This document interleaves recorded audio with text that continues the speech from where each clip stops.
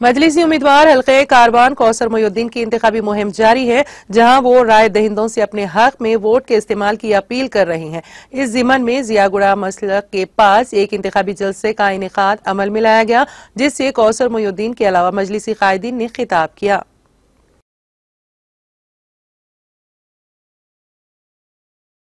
तो आप तमाम से मैं अपील करता हूँ, गुजारिश करता हूँ, 30 तारीख के दिन आप तमाम बिला मदद के आपकी पार्टी के हक में वोट देने की जरूरत है, क्योंकि 30 तारीख के दिन अपने अपने बस्तियों में, अपने घरों के आसपास में जहाँ पर भी आपका पोलिंग बूथ है, वहाँ पर जाकर